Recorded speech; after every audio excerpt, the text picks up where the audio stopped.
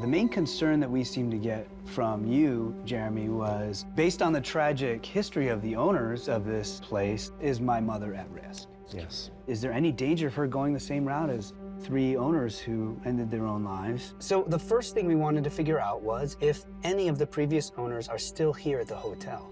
And to that end, it seems like 2 of our teams may have communicated with a possible entity. We have these devices that are called data loggers, and they measure electromagnetic fields, temperature, air pressure, humidity, as well as movement. But we can also use them to communicate.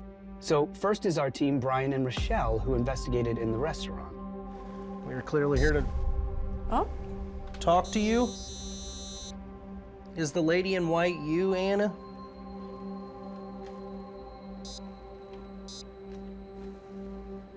That's crazy. So that's interesting. And then we had our team members, Brandon and Mustafa, investigate the bathhouse. We were talking about the way this hotel's run and how Mary has her hands full here. Just went off and he said, Mary. And then this is an experience that that Daryl and Kristen had up on the 3rd floor. So everyone's perfectly still. Just be quiet for a second. What is that? There's somebody walking. There was no one above us. Can't explain it. It was pretty intense. Now, that being said, In the process of trying to establish contact, Whoa. what we did find were high electromagnetic fields around the entire building. Holy moly. Dude. if you look, you can see we have this data logger. And what we're looking for is anything that's about a 4 milligauss or higher. And we found that a lot. He's going crazy.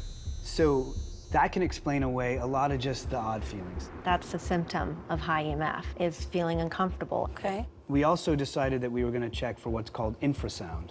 When there's infrasound below 20 hertz but above 90 decibels, we typically can't hear, but we start to feel it. And those effects can be discomfort, feeling paranoia. Here's a chart, and you can see right in the 17 hertz range, there's an average above 90 decibels. And right in that range in particular, people tend to feel like they're having an encounter with an entity of some type. So this could explain the sightings of a lady in white. Unfortunately, we can't say for sure if the EMF we detected was due to paranormal activity or man-made factors. Yeah, that's interesting.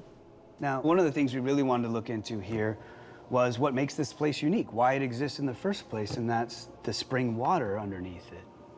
So Daryl and I brought in Dr. Brooks, and what we were looking for specifically was the conductivity of the water. Whoa, this is crazy high conductivity, it looks like. So why do we care about it conducting electricity?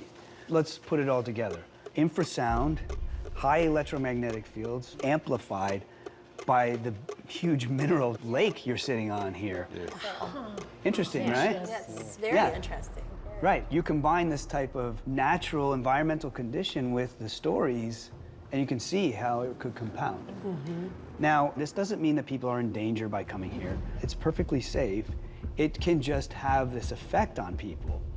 There are ways to insulate against that. You can have an electrician come in, insulate as much as possible. It doesn't mean there's nothing paranormal here. It just means that if we can figure this stuff out and insulate against it, then people are more likely to have a genuine experience. Sure. Right? Sure. So one of the major concerns from you, Jeremy, is my mother at risk. Yes. I work as a therapist, and so I talk with people who may be having these types of thoughts. And I'd like to know, too, with you, Jeremy, if there was not this traumatic history in this hotel, would you even think that that would be a road that your mother would go down or something that you'd be concerned for her? Probably not. Yes. Okay. And that happens, you know, we hear of these stories, we become suggestible to it, and so that makes sense. But in Mary's situation, her life is different than what we know of the 3 owners that did take their lives. A major one is that she has a family that loves and supports her. You even talked about missing your grandchildren and wanting to spend more time with them. And so I also really encourage you to find that balance. You know, life is short. Time is short. Spend time with the ones you love. Thank you, guys. You're welcome. Hey, Ghost Hunters fans. Be sure to subscribe to the A&E YouTube channel for more paranormal content and catch full episodes on A&E or aetv.com.